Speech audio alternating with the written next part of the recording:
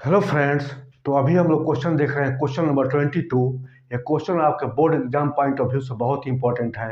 ये question board में बार बार पूछा जाता है और क्वेश्चन आ भी सकता है, तो इस वीडियो को ध्यान से देखें। क्वेश्चन नंबर 22 है, a round balloon of radius r subtended at an angle alpha at the eye of a observer while the angle of elevation of its center is beta, full stop.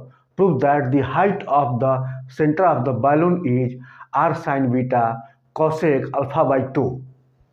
यानी question कह रहा है कि एक round balloon है, round मतलब spherical balloon है, spherical shape का बैलून है। तो राउंड बैलून को जब हम सामने से देखेंगे तो हमको उसका हाफ पार्ट दिखाई देगा और हाफ पार्ट हिडन रहेगा। सामने का हाफ जो है स्फेयर, हाफ राउंड पार्ट दिखाई देगा और हाफ राउंड जो हिडन रहेगा वो पीछे में हिडन रहेगा, पीछे का पार्ट दिखाई नहीं देगा। तो कह रहा है कि एक ऑब्जर्वर जो है उस बैलून को देख रहा है और उसका सबटेंडेड एंगल अल्फा, और उसके आई से बैलून के बीच का जो एंगल बन रहा है वो बन रहा है अल्फा एंगल बन रहा है। Eye observer while the angle of elevation of its center is beta, और बैलून के सेंटर से ऑब्जर्वर के आई के सेंटर के का जो एंगल ऑफ एलिवेशन बन रहा है वो एंगल बन रहा है बीटा बन रहा है। कह रहा prove that height of the centre of the balloon is R sine beta cosec alpha by 2। तो ये कह रहा है, ये प्रूफ करना है। यानी कि सॉल्यूशन देखते हैं। यानी कि मान लीजिए ग्राउंड लेवल है, ग्राउंड है, हॉरिजॉन्टल लाइन है, यहाँ पर कोई ऑब्जर्वर है, मान लीजिए कोई ऑब्जर्वर है और यहाँ पे एक बैलून है, इसको देख रहा है। तो एंगल रेडियस आर, जिसका रेडियस दिया हुआ है, रेडियस जो है आर दिया हुआ, सेंटर से आर दिया हुआ है। तो a round balloon of radius r, round balloon हो गया जिसका कि रेडियस आर है, सेंटर पॉइंट ओ है, रेडियस आर है, subtended an angle alpha at the eye of observer है, ऑब्जर्वर के आई से subtended an angle alpha. Subtended मतलब कि इसके हाफ पार्ट को ही देख पाएगा, ये ऑब्जर्वर जो है अपन आँख से इसके हाफ पार्ट को ही देख पाएगा। तो जितना पार्ट को देख पाता है उसके एक्सट्रीम पॉइंट से लाइन को मिला देंगे। यहाँ से इस एक्सट्रीम पॉइंट यहाँ से लाइन को मिला दिए और यहाँ से इसको मिला दिए। तो ये जो एंगल बना, इस एंगल को कहा जाता है सबटेंडेड एंगल, और यही एंगल हो गया अल्फा, यही एंगल हो गया अल्फा।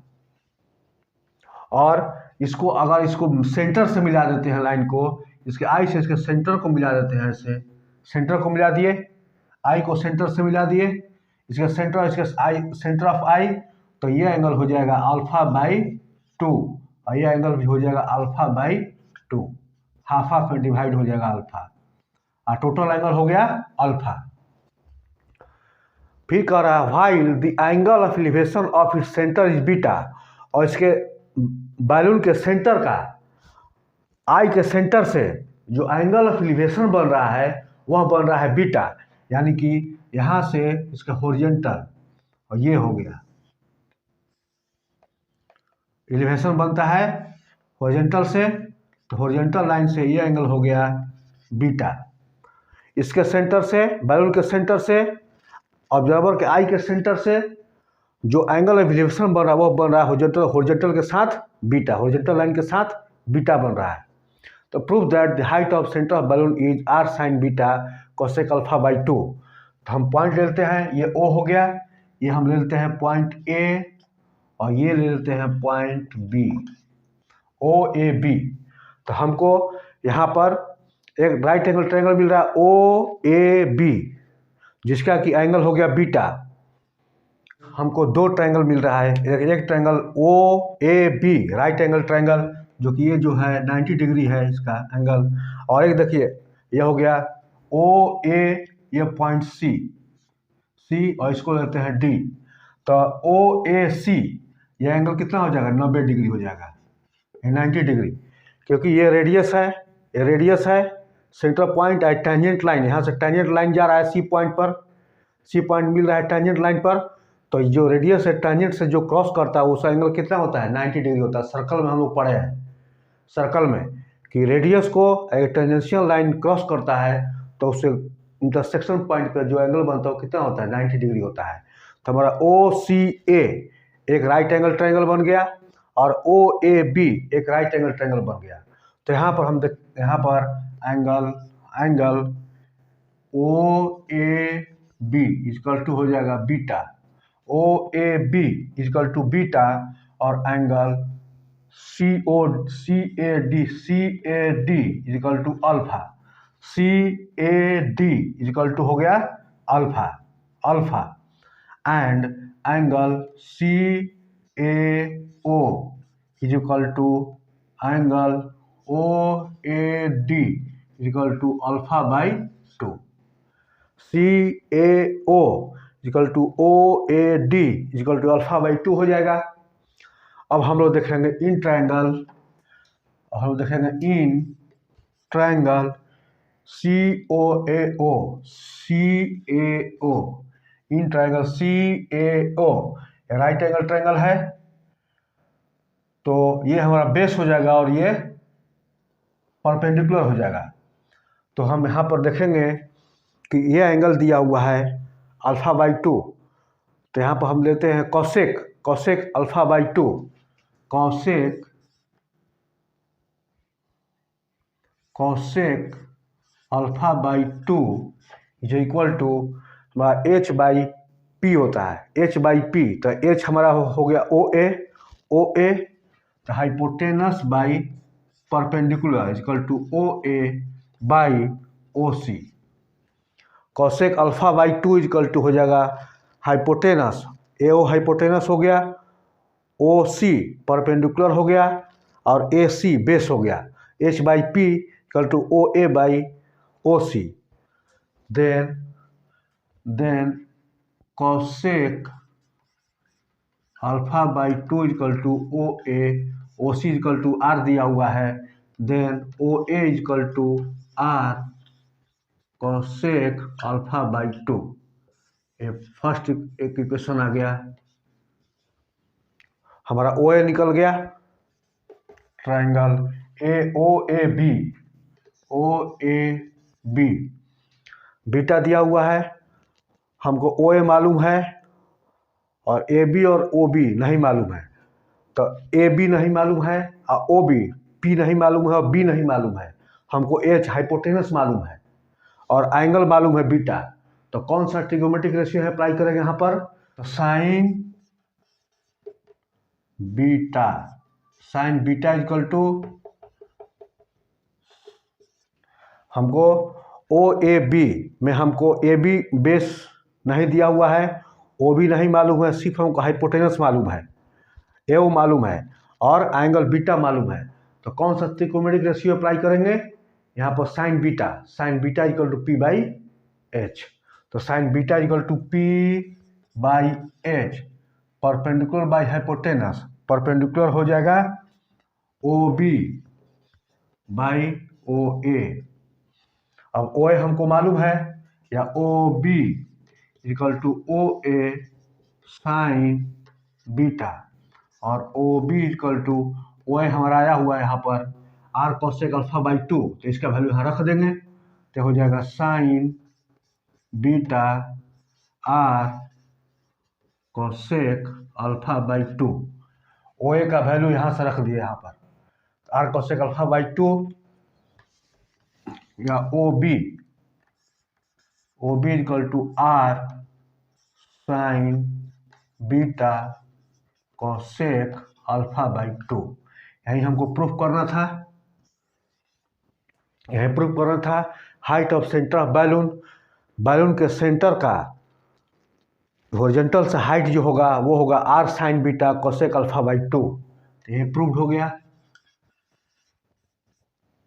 आई होप स्टूडेंट आपको एक क्वेश्चन अच्छी तरह से समझ में आई होगी, तो वीडियो को सब्सक्राइब करना नहीं भूलें। अगर वीडियो पसंद आए तो लाइक करें, दोस्तों को शेयर करें तथा चैनल का सब्सक्राइब जरूर करें। तो क्वेश्चन है 23, a 1.5 metre tall boy is standing at some distance from a 30 metre tall building, full stop, the angle of elevation from his eye to the top of a building increase from 30 degree to 60 degree as he walks towards the building, full stop. तो find the distance he walked towards the building. तो question कह रहा है, question को समझते हैं कि एक 30 मीटर ऊंची बिल्डिंग से कुछ दूरी पर एक बच्चा जिसका हाइट 1.5 मीटर है खड़ा है। The angle of elevation from his eye to the top of the building increase from 30 degree to 60 degree. Building के टॉप का बच्चे के आई से जो एंगल ऑफ एलिवेशन है वह 30 डिग्री से बढ़कर 60 डिग्री हो जाता है। When he walk toward the building, जब वह बच्चा बिल्डिंग के तरफ मूव करता है, बिल्डिंग के तरफ जाता है। तो इनिशियल में क्या है, इनिशियल में उसके आई से बिल्डिंग के टॉप का एंगल ऑफ एलिवेशन 30 डिग्री है, लेकिन जब वह बच्चा बिल्डिंग के तरफ मूव करता है, बिल्डिंग के तरफ जाता है, तो कुछ दूरी पर जाने के बाद एंगल ऑफ एलिवेशन हो जाता है 60 डिग्री। तो क्वेश्चन कह रहा है find the distance he walk towards the building. तो वह इनिशियल पॉइंट से कितना दूरी डिस्टेंस तय किया बिल्डिंग के तरफ, वह डिस्टेंस हमको फाइंड करना है। मतलब कि वो अपने पोजीशन से, इनिशियल पोजीशन से कितना दूरी तय किया जिससे कि उसका एंगल ऑफ एलिवेशन बनता है 60 डिग्री। तो इनिशियल से फाइनल तक पॉइंट के बीच का दूरी हमको फाइंड करना है, यही क्वेश्चन कह रहा है। और क्या कह रहा है क्वेश्चन, अगेन देख लेते हैं। एक 30 मीटर टॉल बिल्डिंग, एक बिल्डिंग है जिसकी हाइट है 30 मीटर, उससे कुछ दूरी पर एक बच्चा है जिसकी हाइट है 1.5 मीटर खड़ा है, और उसके आई से बिल्डिंग के टॉप का एंगल ऑफ एलिवेशन 30 डिग्री से बढ़कर 60 डिग्री हो जाता है जब बॉय बिल्डिंग की तरफ आगे बढ़ता है। तो कह रहा है कि find the distance he walk toward the building. तो बिल्डिंग की तरफ कितना आगे बढ़ा वह डिस्टेंस फाइंड कीजिए। तो देखिए कुछ सॉल्यूशन देखते हैं। ये हॉरिजॉन्टल लाइन है, यहाँ पे एक बिल्डिंग है,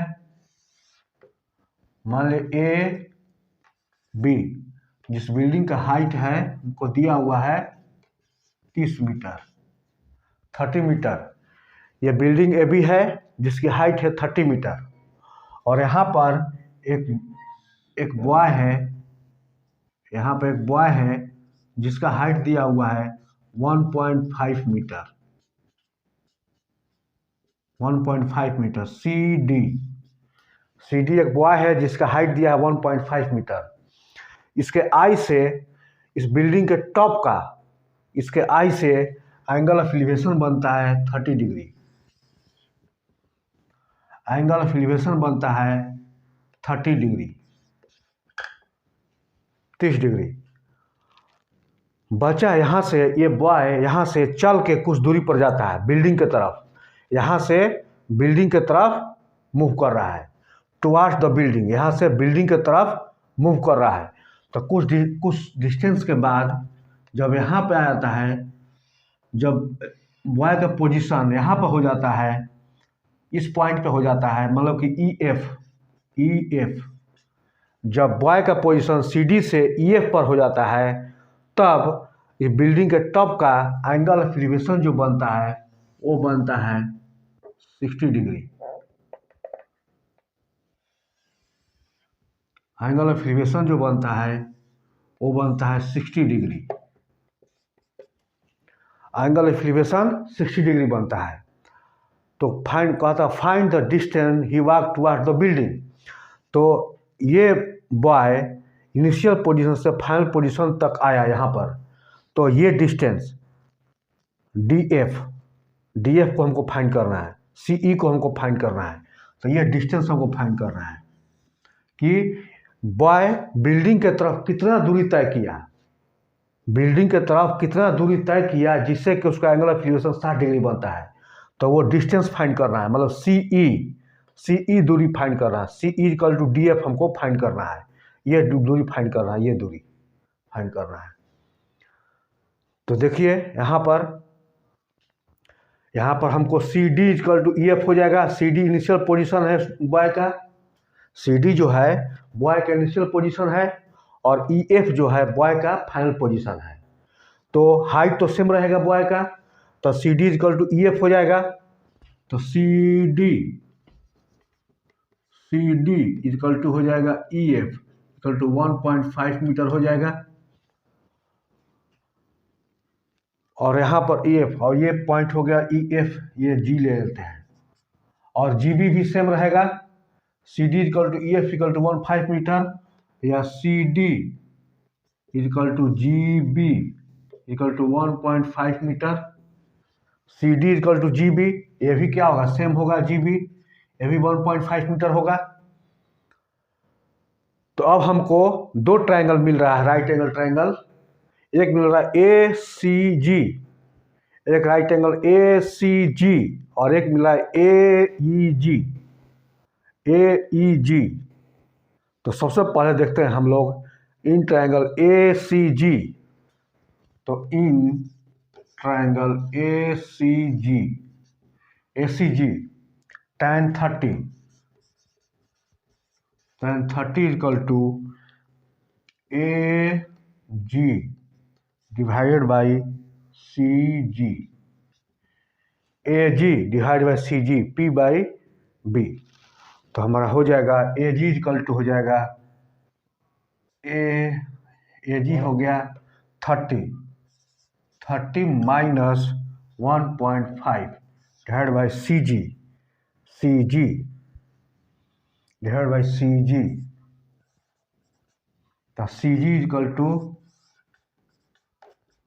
into tan 30 equal to 30 minus 1.5, तो C G tan 30 equal 20.5 metre, और C G equal 28.5 divide by 1/√3।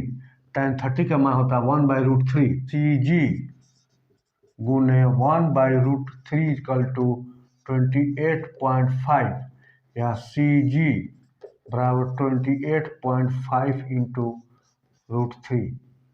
C G equal to 28.5 into √3 metre हो जाएगा, 28.5 इंटू √3 मीटर हो गया। और हम लोग देखें in triangle A E G, in triangle A E G tan 60 equal to A G by E ji,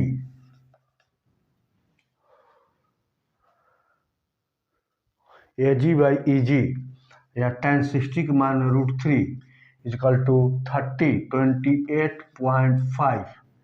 28.5 divide by E जी,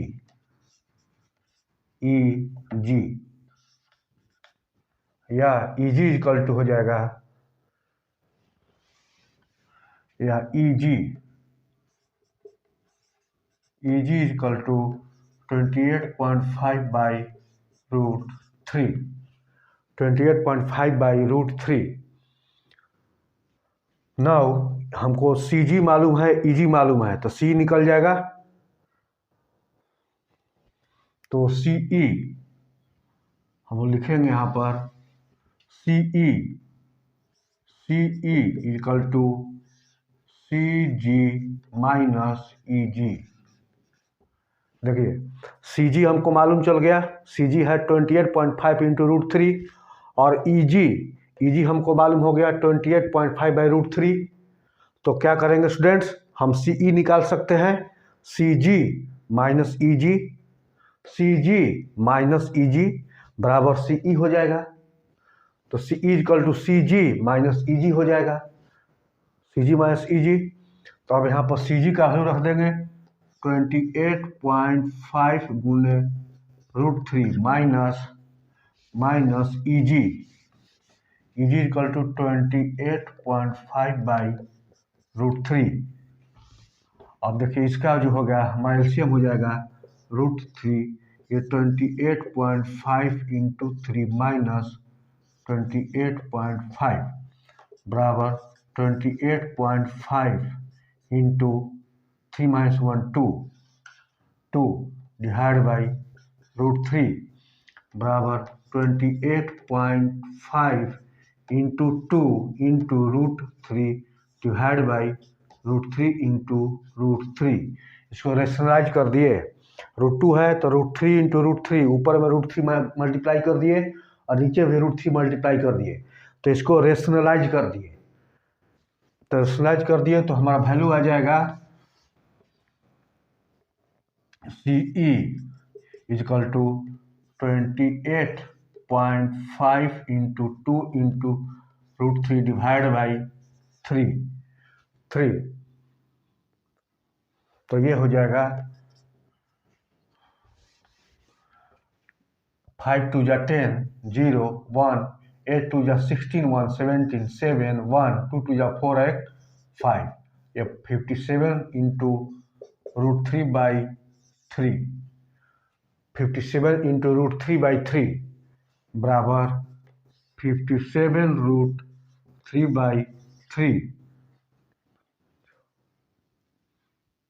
अब 3 से कट जाएगा कैंसिल, 3 से 1 टाइम्स में 3 गया 27 9 बराबर हो जाएगा 19√3 CE इजकल टू मीटर।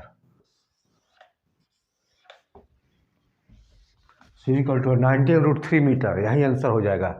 तो करा question find the distance he walked toward the building, तो CE यही हो गया, CE बिल्डिंग डिस्टेंस हो गया, तो CE इक्वल टू हो जाएगा 19√3 मीटर, यही हो जाएगा आंसर CE।